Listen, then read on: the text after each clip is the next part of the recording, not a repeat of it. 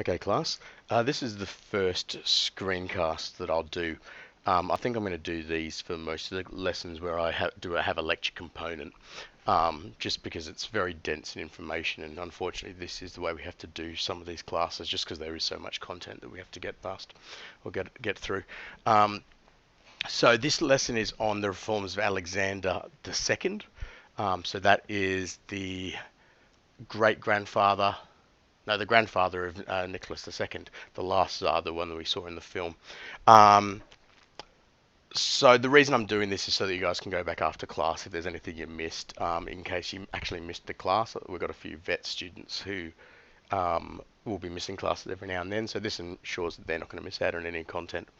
So to look at Alexander II's reforms, we have to actually go back a little bit further. We have to go back to his father, which was Nicholas I, and the Crimean War, because this is what really kick-started the reforms. So the Crimean War, as you can see, is 1853 to 1856, and I know this isn't 20th century. I'm cheating a little bit, but I think it's pretty important to understand this, to understand Russia's revolution itself. So this is where the Crimea is on the map. As you can see, Russia's in the top right-hand corner. It's just underneath Ukraine. It was in the news last year when that aeroplane was shot, the passenger plane was shot down there, and then Russian separatists or Russian funded troops or something were down there. And I think it's seceded back to Russia since then. Not 100% sure on that. A map of the area at the time. You can see the Crimea in that browny orange, and at the bottom in the green is the Ottoman Empire, and so that's actually Turkey. If you look at the bottom left, you'll see an area that you should know from Year 9 history where we did World War I with Gallipoli. There's the Dardanelles Strait, and you can actually see Gallipoli there as well. So the strategic importance of this area and why Russia wanted to get involved is they wanted a seaport down here on the Black Sea, and as you can see, you can actually get through the Black Sea on the Bosphorus Straits and the Dardanelles to get down to the Aegean Sea. So they wanted to have access to this warm water, to a warm water port. So Tsar Nicholas I saw opportunities when he realized the Ottoman Empire was collapsing. The Ottoman Empire had been around for quite a while. It was coming to the end of its reign. Like I said, they wanted that warm water port around the Strait of Dardanelles, and the pretext was religious tension. Russia wanted the right to protect Orthodox Christians, that's the Russian Orthodox, as opposed to Roman Catholics, in Turkey, but they were refused that right, and that's the reason why they got into this. They entered the war. Now, Britain and France were really quite worried. They saw Russia expanding their borders in this region, and this was a big threat to their trade routes. So Britain and France ended up joining the war on the side of the Ottoman Empire. And Britain and France had very modernized armies for the time, where Russia was still a very old school army. This was the very first war to use really modern technology, and obviously that modern technology was on the side of the French and the British. So we saw telegraphs being used. Telegraphs for the first time in war. It was still a very new technology. Telegraphs were essentially like telephone lines, but you couldn't talk down it. They sent, I'm assuming they used like Morse code or something, so beeps and dashes, and the other person could hear that and transcribe that back into text. It also used railways to transport men, troops, goods, all that sort of stuff, and they used naval explosive shells. Now, it was a really horrific battle, many casualties on both sides. It was the first war where we had journalists being able to, thanks to the telegraph, being able to communicate very quickly what was happening back at home. So in England, they were kept abreast of what was going on in the war through these telegraphs. So Nicholas I dies actually during the battle, during the war. There's some allegation that he committed suicide, but there's not a lot of evidence. Alexander II, his son, sues for peace, and he understands that the reason why Russia has lost the war, even though it was costly on all sides, the reason they lost the war is because they don't have a modernized army like France and England does. So he sues for peace and he signs the Treaty of Paris on the 30th of March, 1856. So Alexander II, he realizes that Russia's old style army couldn't match these new style armies. And he decided that it was time to reform Russia's military. And it was time to bring up an army that had been a military superpower, which was now faded. It was time to renew that power. And it was this loss in this war in Crimea that really compelled him to institute his reforms. So what reforms did he actually institute? Well, There was four. He started off with abolishing serfdom. So the serfs were originally owned by the peasants were owned by the nobility, and he abolished this in 1861.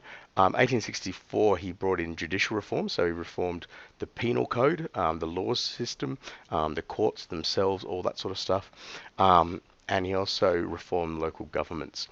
And it wasn't until 1874, 13 years after the serfs were abolished, that he finally got round to the military reforms.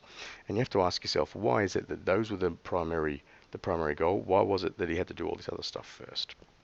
And that's what we're going to look over on this PowerPoint. So what do I mean when I say old style army? Well, Russia's army required relied on press gangs. You might have heard of press gangs. The British used them with their navy right back in the day. Essentially, guys in England would get drunk, wake up on a boat out in the middle of the ocean and be informed that they'd just joined the navy. So the same sort of thing happened in Russia. Landowners in certain areas and provinces had to provide recruits. So these were always peasants.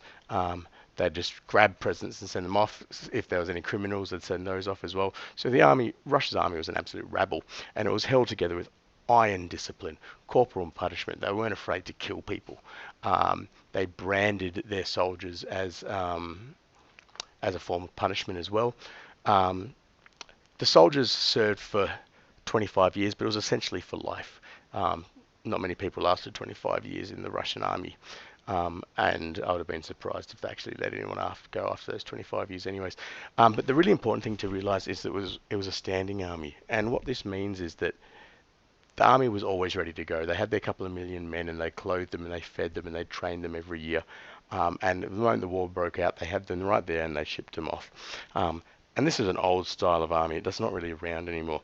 And what we have now is this new style, and this is what the French and the British had, and it's focused on an army reserve. So you have this very small core of elite soldiers, and then you train other people, and then you send them back home again, so that they're trained and ready, and if there's a war, you call them up, but you don't have these massive overheads. You don't have these costs incurred with keeping this standing army at all time.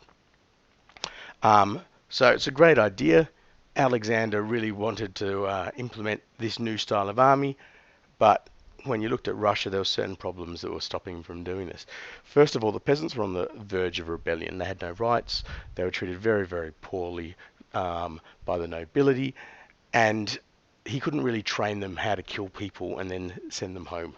Because what would they do? They'd cause rebellion and revolution and kill all the nobility. So he needed to remove this risk. He needed to make sure that the peasants were happy so that he could train them how to kill and essentially send them back to the countryside.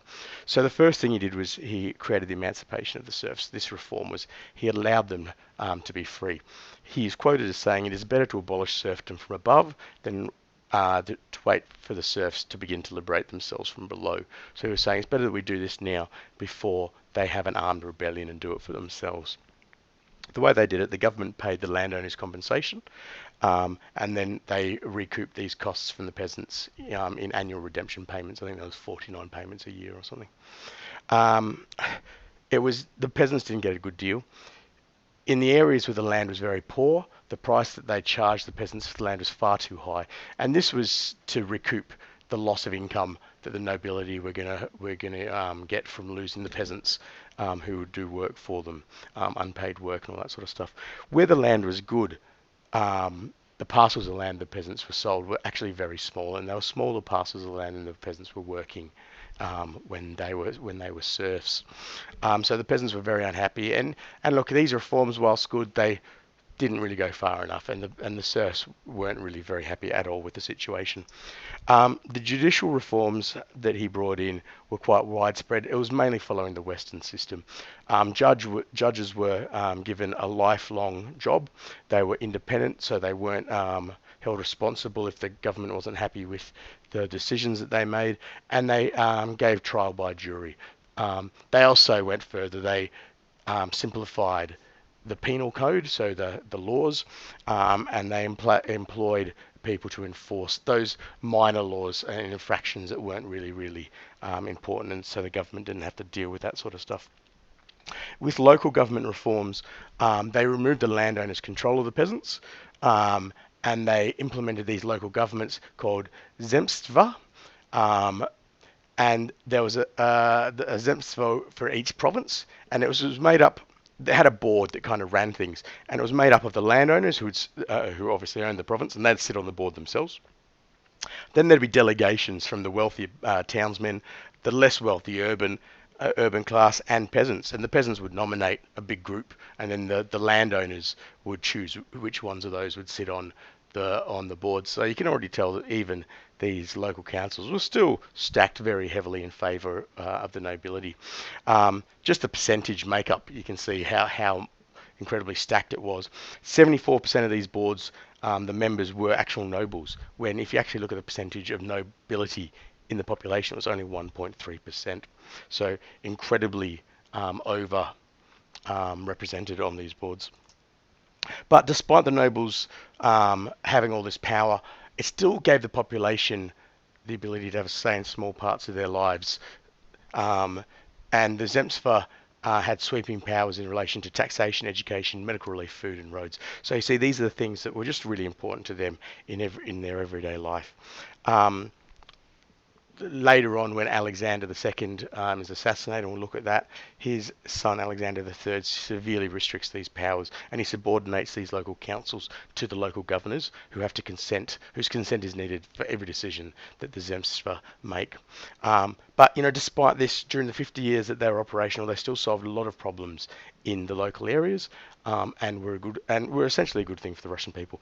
And funnily enough, this is the core that ends up becoming the Soviets, or the workers' councils. Soviet is the Russian word for council, that we see, in the name of the United Socialist Soviet Republic, the USSR.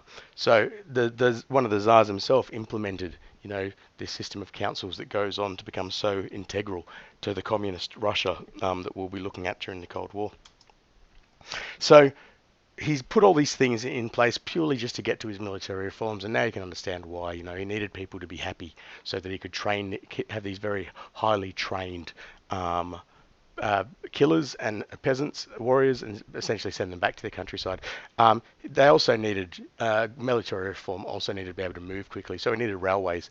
And railways just don't work with peasants when you own them and you don't want them to move. Trains, as you could guess, promote movements of people.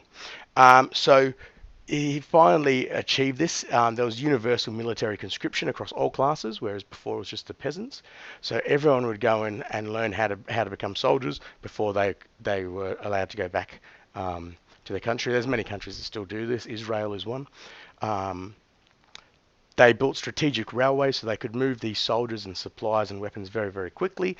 And there was a big focus on military education of the officer corps of the army. So we're seeing a more educated army. And they banned corporal punishment and branding of officers. If you know what branding is, where you heat up a very hot iron and you burn people's skin with it. So these were the major points of the reforms. There was obviously more than that, but these are the major ones. So all the reforms were just building up to this. He also began to implement a consultative elective. So what that essentially was, it was the beginning of a parliament. Okay, it didn't really have very much power, but it was there just to advise the Tsar. And most autocracies that end up moving towards a parliamentary system, they do it in small steps, and this is sort of the first step. Funnily enough, he was on the eve of signing this when the assassins finally killed Alexander II, and his son Alexander III rejected these plans and continued the autocratic model of governing.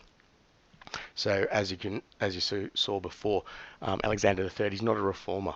He's very resentful of the fact that the people have killed his father, and he starts backpedaling it with a lot of these reforms. Alexander II was assassinated by a group called the People's Movement. Every Sunday he'd go and inspect his troops or something like that, and he'd always take the same path, so they knew his route. And one day a guy threw a bomb underneath his carriage and blew it up. He didn't die from that. The carriage was bulletproof. It had been a present from Napoleon III of France. And while he got out to watch them arrest the man and everything, another man in the crowd was waiting. He threw another bomb, and it essentially landed at the feet of the Tsar. And one of the quotes is a man had picked him up and the blood was just gushing out of his legs. They took him to the palace and he didn't survive and he died. And there was even a third man sitting in the crowd with with a bomb in his suitcase, waiting in case the second one stuffed up, so he'd throw his. So these guys were really keen to make Alexander II pay